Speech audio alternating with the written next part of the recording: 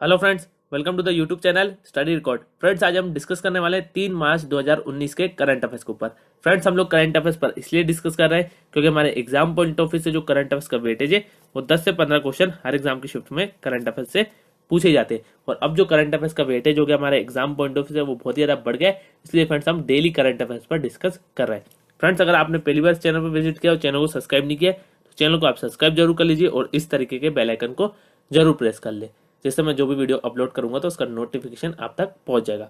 और फ्रेंड्स, मैंने डिस्क्रिप्शन में टेलीग्राम ग्रुप की लिंक दे दी है, आप टेलीग्राम ग्रुप पर ज्वाइन हो जाइए, वहां पर आपको सारी पीडीएफ एक साथ अवेलेबल मिल जाएगी। फ्रेंड्स, आज का सेशन हम कवर करने वाले 3 मार्च 2019 के करंट अफेयर्स के ऊपर। लास्ट वीडियो में हमने क्विज के क्वेश्चन को देखा था, उसका आंसर हमें डिस्कस करना था। तो क्विज का क्वेश्चन था, हाल ही में रेल मंत्री पीयूष गोयल ने किस राज्य के लिए एक नए रेलवे जोन की घोषणा की? तो फ्रेंड्स, इसका answer option number D, Andhra Pradesh. Andhra Pradesh का राइट आंसर हो जाएगा। ऑप्शन नंबर डी इसका राइट आंसर हो जाएगा। सभी लोगों ने कमेंट बॉक्स में सही आंसर दिया है। रेल मंत्री पीयूष गोयल ने आंध्र प्रदेश के लिए एक नए रेलवे जोन की घोषणा की और दक्षिणी तट रेलवे नामक इस नए रेलवे जोन का मुख्यालय विशाखापट्टनम में होगा। कहाँ होगा? विशाखापट्टनम। दक्षिणी तट रेलवे नामक इस नए रेलवे जोन का मुख्यालय विशाखापट्टनम में होगा और उत्तर आंध्र क्षेत्र, जिसमें श्रीकाकुलम, विजयनगरम और विशाखापट्टनम जिले शामिल हैं, बहुत पिछड़े हैं और विकास के लिए प्रोत्साहन की आवश्यकता है। ठीक है फ्रेंड्स, अब इसका आंसर आंध्र प्रदेश है। तो आंध्र प्रदेश से रिलेटेड जो रिसेंटली करंट अफेयर्स रहे वो हम एक बार देख लेते हैं। मानव रहित हवाई वाहनों के निर्माण के लिए भारत की पहली निजी क्षेत्र इकाई हैदराबाद में खोली गई। हैदराबाद में ऑपरेशनल ओशनोग्राफी कॉम्प्लेक्स के लिए अंतर्राष्ट्रीय प्रशिक्षण केंद्र का उद्घाटन किया जाएगा। राष्ट्रपति रामनाथ कोविंद ने न्यायमूर्ति छागरी प्रवीण कुमार को आंध्र प्रदेश उच्च न्यायालय का नया कार्यकारी मुख्य न्यायाधीश नियुक्त किया। आंध्र प्रदेश सरकार ने पोलावरम बहुउद्देशीय परियोजना के त्वरित निष्पादन के लिए केंद्रीय सिंचाई और विद्युत बोर्ड पुरस्कार जीता। नेक्स्ट है, Andhra Pradesh Asia competitive institute 2018 ease of doing business index में सबसे ऊपर है। मुख्यमंत्री एन चंद्रबाबू ने कुर्नूल शहर के पास ओरवा कल्लू में आंध्र प्रदेश के 7वें हवाई अड्डे का उद्घाटन किया। हैदराबाद में प्रथम एकलव्य मॉडल आवासीय विद्यालय स्पोर्ट्स मीट 2019 का उद्घाटन किया गया। रेल मंत्री पीयूष गोयल ने आंध्र प्रदेश के लिए एक नए रेलवे जोन की घोषणा की है। तो फ्रेंड्स, मैंने इसको अपडेट कर दिया। जैसे जैसे करंट अफेयर्स बढ़ते जाएंगे वैसे वैसे मैं उनको अपडेट करते जाऊंगा। फ्रेंड्स, एक रिक्वेस्ट है आपसे, अगर आप वीडियो देख रहे हैं, अगर आपको वीडियो पसंद आए तो लाइक जरूर करें और कमेंट बॉक्स में कमेंट करके बताएं जरूर कि आपको वीडियो कैसा लगा। चलिए फ्रेंड्स, अब हम आंध्र प्रदेश के इंपॉर्टेंट पॉइंट देख लेते हैं। आंध्र प्रदेश की जो कैपिटल है वो है हैदराबाद और आंध्र प्रदेश की जो प्रस्तावित राजधानी वो है अमरावती। आंध्र प्रदेश के जो सीएम है वो है एन चंद्रबाबू नायडू और आंध्र प्रदेश के जो गवर्नर है वो है ESL नरसिम्हन। चलिए फ्रेंड्स, स्टार्ट करते हैं हमारा आज का सेशन। फर्स्ट पॉइंट है, हाल ही में दीनदयाल विकलांग पुनर्वास योजना पर एक राष्ट्रीय सम्मेलन कहां आयोजित किया गया? तो फ्रेंड्स, इसका आंसर है option number B, Gujarat. Gujarat इसका राइट आंसर हो जाएगा। ऑप्शन नंबर बी इसका राइट आंसर हो जाएगा। गुजरात में दीनदयाल विकलांग पुनर्वास योजना पर एक राष्ट्रीय सम्मेलन का उद्घाटन किया गया और 28 फरवरी 2019 को गुजरात के भरूच में विकलांग व्यक्तियों के विभाग द्वारा 7वां Guinness book of world record बनाया गया। तो ये भी आपको याद रखना है। और यह रिकॉर्ड 8 घंटे के भीतर 260 दिव्यांगजनों पर आधुनिक कृत्रिम अंग पैर को प्रत्यारोपित करने के लिए बनाया गया था। ठीक है फ्रेंड्स, तो ये आपको याद रखना है। अब फ्रेंड्स, इसका आंसर गुजरात है। तो गुजरात से रिलेटेड जो रिसेंटली करंट अफेयर्स है वो हम डिस्कस कर लेते हैं। स्टार्टअप रैंकिंग 2018 में गुजरात को सर्वश्रेष्ठ प्रदर्शन राज्य चुना गया। वडोदरा 8वीं अंतर्राष्ट्रीय मैराथन की मेजबानी करेगा। अंतर्राष्ट्रीय पतंग महोत्सव गुजरात में शुरू हुआ। नेक्स्ट है, सामान्य श्रेणी में आर्थिक रूप से कमजोर वर्गों को नौकरियों और शैक्षणिक संस्थानों में 10% आरक्षण प्रदान करने वाला पहला राज्य गुजरात बन गया है। Vibrant Gujarat global trade show का उद्घाटन गांधीनगर में किया गया। नरेंद्र मोदी ने सरदार वल्लभ भाई Patel institute of medical sciences and research के सुपर स्पेशलिटी अस्पताल का उद्घाटन अहमदाबाद में किया। अब फ्रेंड्स, हम गुजरात के इंपॉर्टेंट पॉइंट देख लेते हैं। गुजरात की जो कैपिटल है वो है गांधीनगर। गुजरात के जो सीएम है वो है विजय रूपाणी और गुजरात के जो गवर्नर है वो है ओम प्रकाश कोहली। इतने पॉइंट आपको गुजरात से याद रखने। चलिए फ्रेंड्स, हम देख लेते हैं हमारा नेक्स्ट पॉइंट। नेक्स्ट पॉइंट है, हाल ही में संयुक्त राज्य अमेरिका ने किस देश पर नए प्रतिबंध लगाए? तो फ्रेंड्स, इसका आंसर है option number C, Venezuela. Venezuela इसका राइट आंसर हो जाएगा। ऑप्शन नंबर सी इसका राइट आंसर हो जाएगा। अमेरिका ने वेनेजुएला पर नए प्रतिबंध लगाए हैं और यह प्रतिबंध रूस और चीन द्वारा संयुक्त राष्ट्र सुरक्षा परिषद में एक अमेरिकी और यूरोपीय प्रस्ताव को रद्द करने के एक दिन बाद लगाए गए और अमेरिका ने राष्ट्रपति निकोलस मादुरो के सुरक्षा बलों के सदस्यों पर प्रतिबंध लगाए और अमेरिका ने वेनेजुएला के 49 अधिकारियों और उनके परिवार के सदस्यों के वीजा को भी रद्द कर दिया। ठीक है फ्रेंड्स, अब इसका आंसर वेनेजुएला है। तो वेनेजुएला का हम इंपॉर्टेंट पॉइंट देख लेते हैं। वेनेजुएला की जो कैपिटल है वो है कारकस। वेनेजुएला की जो करेंसी है वो है वेनेजुएलियन बोलीवर और वेनेजुएला के जो प्रेसिडेंट है वो है निकोलस मादुरो। तो इतने पॉइंट आपको वेनेजुएला से याद रखने। चलिए फ्रेंड्स, हम देख लेते हैं हमारा नेक्स्ट पॉइंट। नेक्स्ट पॉइंट है, हाल ही में 7वीं क्षेत्रीय आर्थिक भागीदारी अंतर मंत्रालय बैठक कहां आयोजित की गई? तो फ्रेंड्स, इसका आंसर है option number D, Cambodia. Cambodia इसका राइट आंसर हो जाएगा। ऑप्शन नंबर डी इसका राइट आंसर हो जाएगा। 7वीं क्षेत्रीय व्यापक आर्थिक भागीदारी अंतर मंत्रालय बैठक कंबोडिया में आयोजित की गई और इस बैठक की अध्यक्षता थाईलैंड के वाणिज्य मंत्री चुतिमा बनीपरासपारा ने की। एक बार और रिपीट कर देता हूं, थाईलैंड के वाणिज्य मंत्री चुतिमा बनीपरासपारा ने की। ठीक है फ्रेंड्स, और 7वीं क्षेत्रीय व्यापक आर्थिक भागीदारी अंतर मंत्रालय बैठक आसियान के 10 देशों और उनके 6 एफटीए भागीदारों के बीच एक प्रस्तावित मुक्त व्यापार समझौता है। ये आपको याद रखना है। ठीक है फ्रेंड्स, अब इसका आंसर कंबोडिया। तो कंबोडिया के हम इंपॉर्टेंट पॉइंट देख लेते हैं। कंबोडिया की जो कैपिटल है वो है नामपेन। कंबोडिया की जो करेंसी है वो है कंबोडियन रियल और कंबोडिया के जो प्रेसिडेंट है वो है हुन सेन। तो इतने पॉइंट आपको कंबोडिया से याद रखना है। चलिए फ्रेंड्स, हम देख लेते हैं हमारा नेक्स्ट पॉइंट। नेक्स्ट पॉइंट है, हाल ही में किसने आपदा प्रबंधन के क्षेत्र में अपनी उपलब्धियों के लिए स्कॉच अवार्ड 2018 जीता? तो फ्रेंड्स, इसका आंसर है ऑप्शन नंबर ए, उड़ीसा राज्य आपदा प्रबंधन प्राधिकरण। ऑप्शन नंबर ए इसका राइट आंसर हो जाएगा। उड़ीसा राज्य आपदा प्रबंधन प्राधिकरण इसका राइट आंसर हो जाएगा। आपदा प्रबंधन के क्षेत्र में अपनी उपलब्धियों के लिए उड़ीसा राज्य आपदा प्रबंधन प्राधिकरण ने स्कॉच अवार्ड 2018 जीता और इस पुरस्कार में बैंकिंग, वित्त, आपदा प्रबंधन, शासन, प्रौद्योगिकी, अर्थशास्त्र और समावेशी विकास के क्षेत्र शामिल है। और उड़ीसा राज्य आपदा प्रबंधन प्राधिकरण ने 879 बहुउद्देशीय चक्रवात और बाढ़ आश्रयों के निर्माण के लिए गोल्ड श्रेणी में ऑर्डर ऑफ मेरिट भी प्राप्त किया है। ठीक है फ्रेंड्स, ये भी आपको याद रखना है। अब यहाँ उड़ीसा की बात हो रही तो उड़ीसा से रिलेटेड जो रिसेंटली करंट अफेयर है वो हम एक बार देख लेते हैं। प्रधानमंत्री नरेंद्र मोदी ने उड़ीसा में 15,000 करोड़ रुपए की परियोजना का उद्घाटन किया। 26वीं राष्ट्रीय बाल विज्ञान कांग्रेस का उद्घाटन उड़ीसा में किया गया। उड़ीसा में 42वीं भारतीय सामाजिक विज्ञान कांग्रेस का उद्घाटन किया गया। नेक्स्ट है, पेट्रोलियम और प्राकृतिक गैस मंत्री धर्मेंद्र प्रधान ने उड़ीसा में उज्ज्वला सैनिटरी नैपकिन पहल की शुरुआत की। 80वीं राष्ट्रीय टेबल टेनिस चैंपियनशिप उड़ीसा में शुरू हुई। प्रधानमंत्री नरेंद्र मोदी ने उड़ीसा में 4,500 करोड़ रुपए से अधिक परियोजनाओं की शुरुआत की। नेक्स्ट है, उड़ीसा ने आमा घरे एलईडी योजना शुरू की है। उड़ीसा ने सभी सरकारी मेडिकल कॉलेजों और अस्पताल को बीजू स्वास्थ्य कल्याण योजना के तहत मुफ्त स्वास्थ्य सेवाएं के विस्तार की घोषणा की। अब फ्रेंड्स, हम उड़ीसा के इंपॉर्टेंट पॉइंट देख लेते हैं। उड़ीसा की जो कैपिटल है वो है भुवनेश्वर। उड़ीसा के जो सीएम है वो है नवीन पटनायक। उड़ीसा के जो गवर्नर है वो है गणेशी लाल।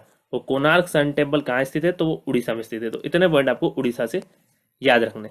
चलिए फ्रेंड्स, हम देख लेते हैं हमारा नेक्स्ट पॉइंट। नेक्स्ट पॉइंट है, हाल ही में Indian railway catering and tourism corporation ने कौन सा अपना स्वयं का भुगतान एग्रीगेटर सिस्टम लॉन्च किया? तो फ्रेंड्स, इसका आंसर ऑप्शन नंबर बी, आई पे। आई पे इसका राइट आंसर हो जाएगा। ऑप्शन नंबर बी इसका राइट आंसर हो जाएगा। Indian railway catering and tourism corporation मतलब IRCTC, Indian railway catering and tourism corporation ने अपना खुद का पेमेंट एग्रीगेटर सिस्टम आई पे लॉन्च किया। यह IRCTC वेबसाइट के माध्यम से ऑनलाइन यात्रा सेवाओं का लाभ उठाने वाले यात्रियों को एक बेहतर ऑनलाइन डिजिटल भुगतान सुविधा और व्यापार करने में आसानी प्रदान करेगा। और यह IRCTC और बैंकों के बीच अंतराल को कम करने में मदद करेगा, जिससे भुगतान विफलताओं में काफी कमी आएगी। तो ये बहुत ही इंपॉर्टेंट है कि IRCTC ने कौन सा अपना स्वयं का भुगतान एग्रीगेटर सिस्टम लॉन्च किया है। तो आपको आंसर टिक करना है आई पे। ठीक है फ्रेंड्स, चलिए अब देख लेते हैं हमारा नेक्स्ट पॉइंट। नेक्स्ट पॉइंट है, हाल ही में पोषण अभियान की पहली वर्षगांठ मनाने के लिए देश भर में पोषण पखवाड़ा कब लॉन्च किया जाएगा? तो फ्रेंड्स, इसका आंसर ऑप्शन नंबर डी, 8 मार्च 2019। 8 मार्च 2019 इसका राइट आंसर हो जाएगा। ऑप्शन नंबर डी इसका राइट आंसर हो जाएगा। भारत सरकार देश भर में पोषण पखवाड़ा का आयोजन करके पोषण अभियान की पहली वर्षगांठ मनाएगी। और पखवाड़ा अंतर्राष्ट्रीय महिला दिवस 8 मार्च 2019 को लॉन्च किया जाएगा। कब किया जाएगा लॉन्च? अंतर्राष्ट्रीय महिला दिवस 8 मार्च को। और महिला और बाल विकास मंत्रालय इस महीने के दौरान गतिविधियों के समन्वय के लिए प्रमुख मंत्रालय। ठीक है फ्रेंड्स, तो ये आपको याद रखना है। एक बार और मैं रिपीट कर देता हूँ। भारत सरकार देश भर में पोषण पखवाड़ा का आयोजन करके पोषण अभियान की पहली वर्षगांठ मनाएगी। पखवाड़ा अंतर्राष्ट्रीय महिला दिवस 8 मार्च 2019 को लॉन्च किया जाएगा। महिला और बाल विकास मंत्रालय इस महीने के दौरान गतिविधियों के समन्वय के लिए प्रमुख मंत्रालय है। ठीक है फ्रेंड्स, चलिए देख लेते हैं हमारा नेक्स्ट पॉइंट। नेक्स्ट पॉइंट है, हाल ही में त्रिपुरा राज्य सरकार द्वारा Atal Bihari Vajpayee lifetime award किसे प्रदान किया गया? तो फ्रेंड्स, इसका answer option number D, Thanga Darlong. Thanga Darlong इसका राइट आंसर हो जाएगा। ऑप्शन नंबर डी इसका राइट आंसर हो जाएगा। त्रिपुरा सरकार द्वारा थंगा दारलोंग को Atal Bihari Vajpayee lifetime award से सम्मानित किया गया। थंगा दारलोंग एक आदिवासी संगीतकार है जो रोजम बजाते हैं, जो बांस से बनी एक बांसुरी जैसा आदिवासी संगीत वाद्य है। और जनवरी 2019 में उन्हें संगीत के क्षेत्र में उनके योगदान के लिए प्रतिष्ठित पद्मश्री पुरस्कार से सम्मानित किया गया था। तो ये भी आपको याद रखना है, बहुत ही इंपॉर्टेंट है। तो एक बार और मैं रिपीट कर देता हूँ। त्रिपुरा सरकार द्वारा थंगा दारलोंग को Atal Bihari Vajpayee lifetime award से सम्मानित किया गया। और वह एक आदिवासी संगीतकार है जो रोजम बजाते हैं, जो बांस से बनी एक बांसुरी जैसा आदिवासी संगीत वाद्य है। और इन्होंने जनवरी 2019 में संगीत के क्षेत्र में उनके योगदान के लिए प्रतिष्ठित पद्मश्री पुरस्कार भी प्राप्त किया। ठीक है फ्रेंड्स, चलिए अब देख लेते हैं हमारा नेक्स्ट पॉइंट। नेक्स्ट पॉइंट है, हाल ही में इंडो पैसिफिक रीजनल डायलॉग 2019 का दूसरा संस्करण कहां आयोजित किया जाएगा? तो फ्रेंड्स, इसका आंसर ऑप्शन नंबर बी, नई दिल्ली। नई दिल्ली इसका राइट आंसर हो जाएगा। ऑप्शन नंबर बी इसका राइट आंसर हो जाएगा। इंडो पैसिफिक रीजनल डायलॉग 2019 का दूसरा संस्करण नई दिल्ली में आयोजित किया जाएगा 5 और 6 मार्च 2019 को। 5 और 6 मार्च 2019 को नई दिल्ली में आयोजित किया जाएगा। इंडो पैसिफिक रीजनल डायलॉग का उद्देश्य समुद्री भौगोलिक इकाइयों के रूप में इंडो पैसिफिक पर ध्यान केंद्रित करना है और इसका आयोजन भारतीय नौसेना और राष्ट्रीय समुद्री फाउंडेशन द्वारा किया जाता है। और इंडो पैसिफिक रीजनल डायलॉग 5 विषयों पर आधारित है जो 2 दिनों में 5 सत्रों में संबोधित किया जाएगा। एक बार और रिपीट कर देता हूँ, बहुत ही इंपॉर्टेंट है ये। इंडो पैसिफिक रीजनल डायलॉग 2019 का दूसरा संस्करण नई दिल्ली में आयोजित किया जाएगा। इंडो पैसिफिक रीजनल डायलॉग का उद्देश्य समुद्री भौगोलिक इकाई के रूप में इंडो पैसिफिक पर ध्यान केंद्रित करना है और इसका आयोजन भारतीय नौसेना और राष्ट्रीय समुद्री फाउंडेशन द्वारा किया जाता है। और इंडो पैसिफिक रीजनल डायलॉग 2019 5 विषयों पर आधारित है जो 2 दिनों में 5 सत्रों में संबोधित किया जाएगा। अब फ्रेंड्स, इसका आंसर न्यू दिल्ली है। तो न्यू दिल्ली से रिलेटेड जो रिसेंटली करंट अफेयर है वो हम डिस्कस कर लेते हैं। इंडो नॉर्वेजियन बिजनेस सम्मेलन नई दिल्ली में आयोजित किया जाएगा। रायसीना डायलॉग का चौथा संस्करण नई दिल्ली में शुरू हुआ। व्यापार विकास और संवर्धन परिषद की चौथी बैठक नई दिल्ली में हुई। नेक्स्ट है, स्थलीय और उपग्रह प्रसारण पर 25वीं अंतर्राष्ट्रीय सम्मेलन और प्रदर्शनी BS एक्सपो 2019 का उद्घाटन नई दिल्ली में किया गया। माल और सेवा कर अपीलीय न्यायाधिकरण की राष्ट्रीय पीठ नई दिल्ली में स्थित होगी। नेक्स्ट है, राइजिंग इंडिया समिट 2019 का उद्घाटन नई दिल्ली में किया गया। प्रधानमंत्री नरेंद्र मोदी ने राष्ट्रीय युद्ध स्मारक का उद्घाटन नई दिल्ली में किया। प्रधानमंत्री नरेंद्र मोदी ने नई दिल्ली में आइस्कॉन टेम्पल के भक्तों द्वारा तैयार की गई भगवत गीता का अनावरण किया। और फ्रेंड्स, हम दिल्ली के इंपॉर्टेंट पॉइंट देख लेते हैं। दिल्ली के जो CM है वो है अरविंद केजरीवाल। दिल्ली के जो गवर्नर है वो है अनिल बैजल। और malaria research centre, Indian council of medical research, all India institute of medical sciences, भारतीय कृषि अनुसंधान परिषद और भारतीय कृषि अनुसंधान संस्थान, ये सब कहाँ है? ये सब न्यू दिल्ली में। इतने पॉइंट आपको दिल्ली से याद रखने। चलिए फ्रेंड्स, हम देख लेते हैं हमारा नेक्स्ट पॉइंट। नेक्स्ट पॉइंट है, हाल ही में वित्त मंत्री अरुण जेटली द्वारा मन की बात रेडियो पर एक सामरिक क्रांति नामक पुस्तक का विमोचन कहाँ हुआ? तो फ्रेंड्स, इसका आंसर ऑप्शन नंबर बी, नई दिल्ली। नई दिल्ली इसका राइट आंसर हो जाएगा। ऑप्शन नंबर बी इसका राइट आंसर हो जाएगा। नई दिल्ली में वित्त मंत्री अरुण जेटली द्वारा मन की बात रेडियो पर एक सामाजिक क्रांति नामक पुस्तक का विमोचन किया गया। और यह पुस्तक प्रधानमंत्री नरेंद्र मोदी द्वारा मन की बात कार्यक्रम के 50 संस्करणों को शामिल करते हुए एक संकलन है। और इस पुस्तक को एक गैर लाभकारी संगठन ब्लू क्राफ्ट डिजिटल फाउंडेशन के सहयोग से रूपा द्वारा प्रकाशित किया गया है। तो ये भी आपको याद रखना है। अब फ्रेंड्स, इसका आंसर न्यू दिल्ली है। तो न्यू दिल्ली से रिलेटेड और भी जो रिसेंटली करंट अफेयर है वो हम डिस्कस कर लेते हैं। केंद्रीय मंत्री नितिन गडकरी ने नई दिल्ली में नमामि गंगे कार्यक्रम के तहत यमुना कार्यक्रम के लिए 11 परियोजनाओं की आधारशिला रखी। दिल्ली पुलिस सभी मलखानों का डिजिटलीकरण करने वाली देश की पहली पुलिस बन गई है। भारतीय पैनोरमा फिल्म महोत्सव नई दिल्ली में आयोजित किया जाएगा। नई दिल्ली में विश्व पुस्तक मेले का उद्घाटन किया गया। नई दिल्ली में स्वामी हरिदास तानसेन संगीत नृत्य महोत्सव का 18वां संस्करण आयोजित किया जाएगा। नई दिल्ली में 30वें राष्ट्रीय सड़क सुरक्षा सप्ताह 2019 का उद्घाटन होगा।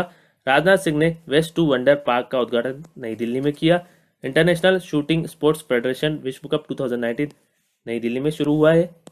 अब फ्रेंड्स हम डिस्कस कर लेते हैं हमारा नेक्स्ट पॉइंट है हाल ही में कौन 15वें वित्त आयोग में इसके सदस्य के रूप में शामिल हुए। तो फ्रेंड्स इसका answer option number A Ajay Narayan Jha. Ajay Narayan Jha इसका राइट आंसर हो जाएगा। ऑप्शन नंबर ए इसका राइट आंसर हो जाएगा। अजय नारायण झा 15वें वित्त आयोग में इसके सदस्य के रूप में शामिल हुए और वह श्री शक्तिकांत दास के स्थान पर शामिल हुए, जिन्होंने भारतीय रिजर्व बैंक के गवर्नर के रूप में नियुक्त होने के बाद आयोग के सदस्य के रूप में इस्तीफा दे दिया। तो इन्हें किसकी जगह चुना गया है? शक्तिकांत दास की जगह। और अजय नारायण झा मणिपुर केडर के 1982 बैच के आईएएस अधिकारी हैं और भारत सरकार के वित्त सचिव थे। तो ये भी आपको याद रखना है। तो एक बार और मैं डिस्कस कर लेता हूँ। अजय नारायण झा 15वें वित्त आयोग में इसके सदस्य के रूप में शामिल हुए और वह श्री शक्तिकांत दास के स्थान पर शामिल हुए, जिन्होंने भारतीय रिजर्व बैंक के गवर्नर के रूप में नियुक्त होने के बाद आयोग के सदस्य के रूप में इस्तीफा दे दिया। और अजय नारायण झा मणिपुर केडर के 1982 बैच के आईएएस अधिकारी हैं और भारत सरकार के वित्त सचिव थे। अब फ्रेंड्स हम देख लेते हैं हमारा आज का क्विज का क्वेश्चन। आज का जो क्विज का क्वेश्चन है वह हाल ही में प्रधानमंत्री नरेंद्र मोदी ने किस राज्य में 3000 करोड़ रुपए की 5 राष्ट्रीय राजमार्ग परियोजनाओं की शुरुआत की। तो फ्रेंड्स इसका आंसर आप मुझे कमेंट बॉक्स में कमेंट करके बताएंगे। नेक्स्ट वीडियो में हम इस क्विज के आंसर को डिस्कस करेंगे। आई होप फ्रेंड्स आप सभी को ये वीडियो पसंद आया होगा। अगर आपको फ्रेंड्स ये वीडियो पसंद आए तो लाइक जरूर करें, शेयर करें अपने फ्रेंड्स के साथ और स्टडी से रिलेटेड कोई व्हाट्सएप ग्रुप हो तो उस ग्रुप में आप इस वीडियो को जरूर शेयर कर दीजिए। और अगर आपने चैनल को सब्सक्राइब नहीं किया तो चैनल को आप सब्सक्राइब जरूर कर लीजिए और इस तरीके के बेल आइकन को जरूर प्रेस कर ले, जिससे मैं जो भी वीडियो अपलोड करूंगा तो उसका नोटिफिकेशन आप तक पहुंच जाएगा। Thank you friends for watching. Have a nice day. Thank you.